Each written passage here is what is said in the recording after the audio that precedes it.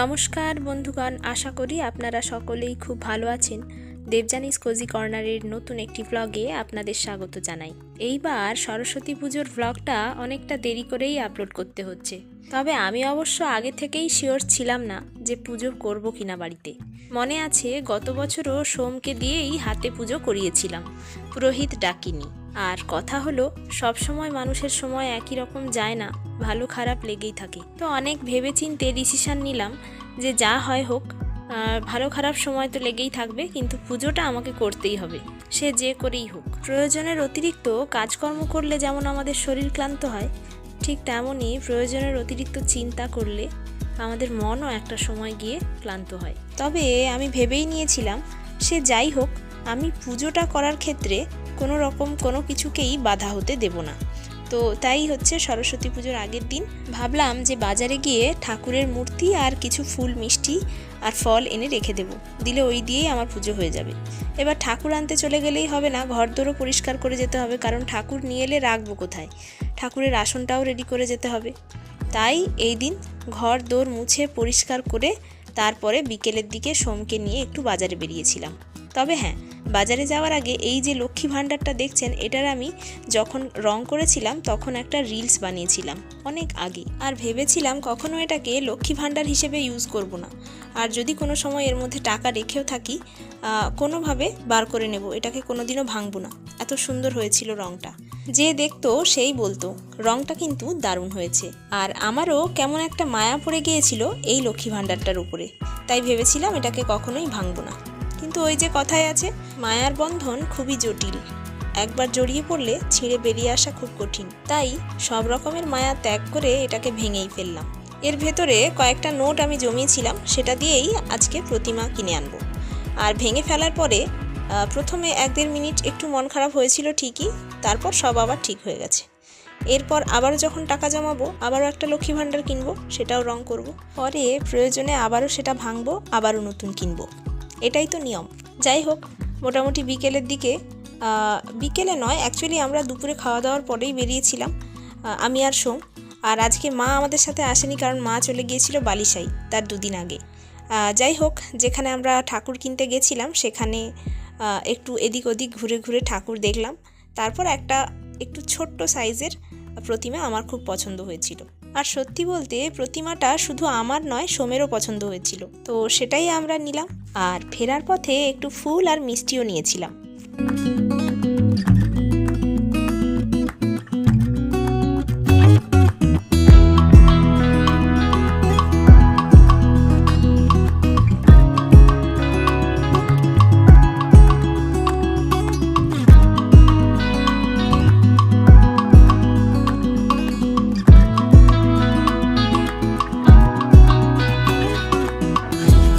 আমরা টোটোতে করে বাড়ি ফেরার সময় দীঘা বাইপাসের কাছে যখন টোটোটা একটু দাঁড়িয়ে পড়ে, তখন এই প্যান্ডেলটা চোখে পড়লো।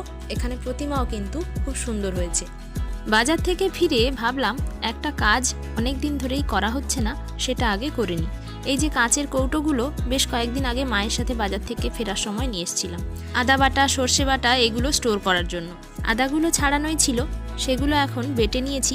আর দুটো কৌটোর মধ্যে একটুখানি লবণ আর একটু সর্ষের তেল দিয়ে একটাতে আদা বাটা আর একটাতে রাই বাটা রেখে দেব।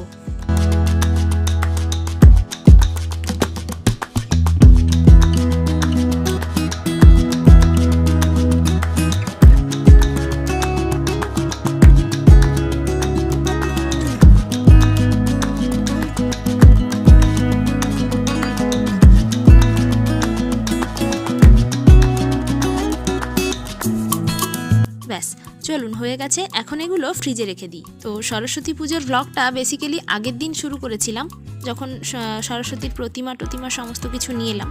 আর পরের দিন সকালবেলা হচ্ছে এই যে ফুলগুলো ফুটেছে, আর মাও চলে এসছে বালিসাই থেকে। তো এখনও পুজো হয়নি, আর উপরে একটু চাটা খেয়ে তারপর নিচে গিয়ে পুজোগুলো সেরে নেব। ইতিমধ্যেই আপনারা আমার শর্টস ভিডিওগুলোতে ফুল গাছের আর বাগানের ছবি দেখেছেন, আর বেশ কিছুদিন আপনাদেরকে বড় ভিডিওতে বাগানের আপডেটটাও দেওয়া হয়নি, তাই ভাবলাম আজকে একটু বাগানের ভিডিও করি।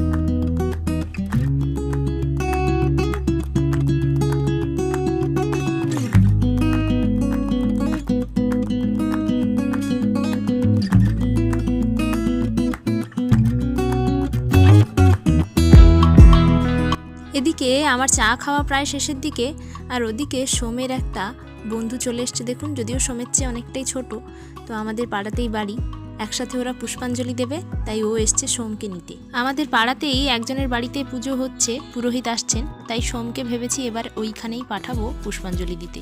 আশা করছি ছাদ বাগানের ভিডিওটা আপনাদের ভালোই লাগবে। আর এইবার ছাদের নতুন এডিশন হচ্ছে কসমস। এর আগে কখনোই আমি কসমস ফুল লাগাইনি, তো সরস্বতী পুজোর দিন সকালে দেখছি অনেকগুলোই কসমস ফুল একসাথে ফুটে গেছে, আর কালারগুলো এত মিষ্টি যে বারবার ছবি তুলতে ইচ্ছে করছে।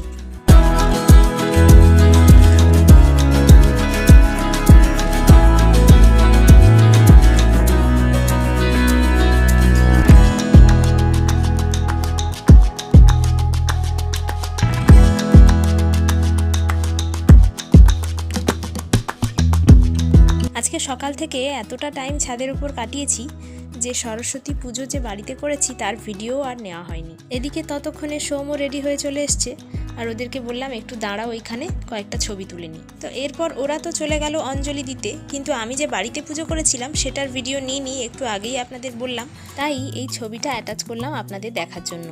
তো এই হলো আমাদের এই বছরের মা সরস্বতীর প্রতিমা।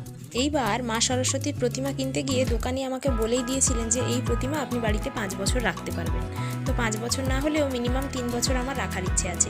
আগামী 3 বছর আমি মায়ের কোনো প্রতিমাই আর কিনবো না, এই প্রতিমা দিয়েই পুজো করব। যাই হোক, দুপুরে একটু খিচুড়ি টিচুড়ি খেয়ে আমরা চলে এসেছি মায়ের ঘরে বিকেলবেলায়। মার ঘরে ছাদের উপরে গাছ টাছগুলো একটু দেখবো, তারপর সন্ধেবেলা আবার একটু সোমকে নিয়ে ঠাকুর দেখতে যাব ভেবেছি। মা আজকে যাবে না। মার ঘরে ছাদে এলে প্রথম আকর্ষণ হচ্ছে এই পাথরকুচি গাছটা। ফুলগুলো এমন হয়েছে দেখুন, যেন মনে হচ্ছে আঙ্গুরের গোছা ঝুলছে।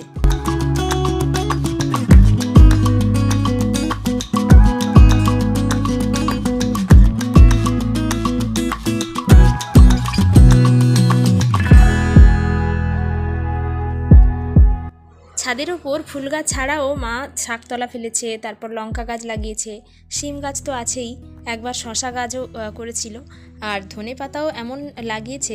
দাঁড়ান, ধনে পাতাটা এত সুন্দর হয়েছে আপনাদের কি বলবো। এই যে ধনে পাতাটা দেখুন, একদম মানে ভর্তি করে, টব ভর্তি করেই ধনে পাতাটা হয়েছে, মানে যা হয়েছে আর হয়তো বাজার থেকে কিনতে হবে না।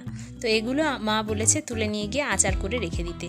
একটা জায়গায় মা আবার সর্ষের বীজ ছড়িয়ে দিয়েছিল, সেখান থেকে কি সুন্দর সর্ষে ফুল হয়েছে সেটাও আপনাদের একটু পরে দেখাচ্ছি। আর এখানে বলতে গেলে রজনীগন্ধাও রয়েছে, কি নেই।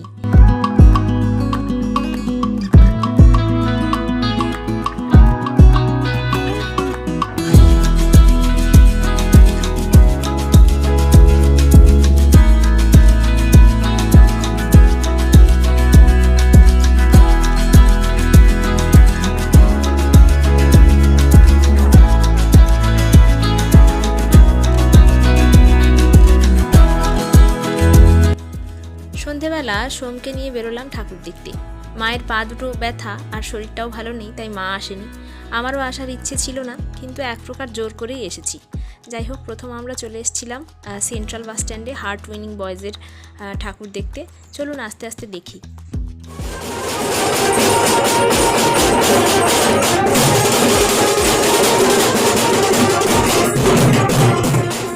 এরপর আমরা সেন্ট্রালেই আরও 2-1টা ঠাকুর এরকম রাস্তায় যেতে যেতে দেখেছি।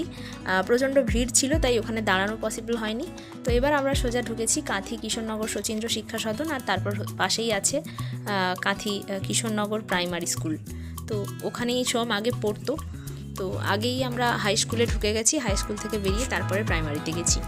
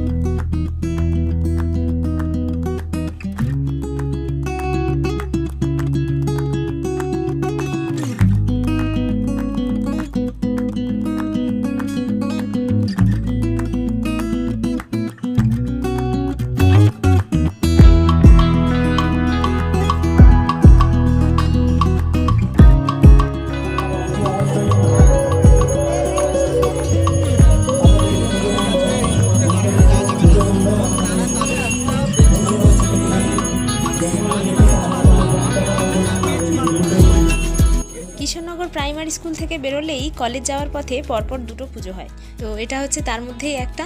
আর চলুন এবার পরেরটাও দেখে নিই।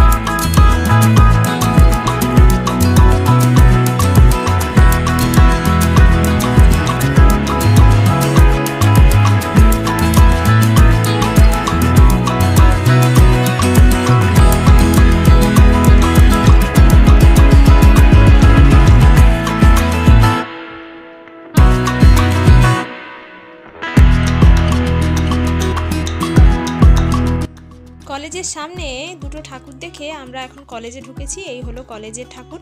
কলেজে ঠাকুর দেখা শেষ করে আমরা সোজা বেরিয়ে চলে গেছি ক্যানেল পাড়। ক্যানেল পাড়ে দু একটা ঠাকুর হয়েছে, সেখানেও ঠাকুর দেখেছি। তারপরে সোজা গেছি আমরা টোটো করে হাই স্কুলের কাছে। হাই বলেন, তারপর আছে হিন্দু গাছ, ব্রাহ্ম গাছ। তো এইভাবে এক এক করে আমরা প্রত্যেকটা স্কুলে ঠাকুর দেখেছি। আর তারপরে হচ্ছে বাড়ি ফিরতে ফিরতে প্রায় 9:30 10টা মতো বেজে গিয়েছিল। যাই হোক, চলুন এখন আস্তে আস্তে স্কুলের ঠাকুরগুলোও দেখে নিই।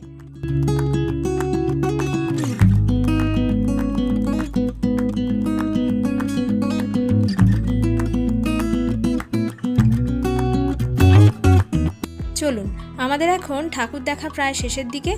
আর আজকের ভিডিওটা তাহলে এখানেই শেষ করে নিচ্ছি। খুব শিগগির দেখা হচ্ছে নতুন একটা ভিডিও নিয়ে।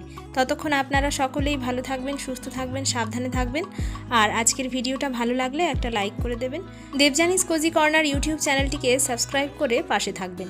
আর আপনারা চাইলে আমাকে ফেসবুক আর ইনস্টাগ্রামেও ফলো করতে পারেন। আইডিগুলো ডেসক্রিপশন বক্সে দেওয়া রইল। চলুন তাহলে আজকের মতো আসি। খুব শিগগির দেখা হচ্ছে নতুন একটা ভিডিও নিয়ে।